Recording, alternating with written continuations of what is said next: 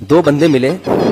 دوست تھے پرانے, ایک نے کئی عرصے بعد ملے, ایک نے پوچھا ہاں بھائی بتا تیری شادی کے بعد زندگی کیسے گزر رہی ہے. اب اس کی گزر بڑی خراب رہی تھی, بیوی کا غلام بنا ہوا تھا یہ, لیکن یہ نہیں چاہتا تھا کہ میری بے عزتی ہو.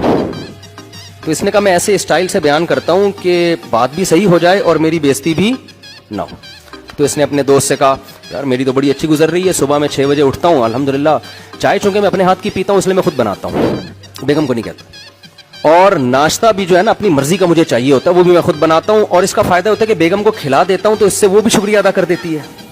تو اپنی ذلت چھپانا چاہ رہا ہے نا. اور اللہ کا فضل ہے جب میں آفس سے گھر آتا ہوں تو چائے تو میں نے تجھے بتایا تھا اپنے ہاتھ کی پیتا ہوں, تو میں چائے خود بناتا ہوں, اور پھر جب بنا ہی رہا ہوتا ہوں تو 1 کپ اس میں زیادہ بیگم کو بھی پلا دیتا ہوں. اس کے بعد جو رات کا کھانا ہے وہ میں اس لیے بناتا ہوں کہ برتن بھی وہ میرے ساتھ دھوتی ہے, کیونکہ لہذا مجھے فرض بنتا ہے کہ جب وہ برتن میرے ساتھ دھو رہی ہے مل کے تو کم از کم کھانا میں خود بنا لوں. اور جب اتنے سارے کام میں اپنے ہاتھ سے کر لیتا ہوں تو پھر میں سوچتا ہوں کہ کپڑے بھی دھو لو یار, کیا جا رہا ہے, انسانی کی خدمت کا ثواب میں, اللہ کا شکر بڑی اچھی زندگی گزر رہی ہے, تو سنا کیسی گزر رہی ہے. اس نے کہا میری بھی کتے جیسی گزر رہی ہے, لیکن مجھے ایسے بتانا نہیں آتا جیسے تو بتا رہا ہے.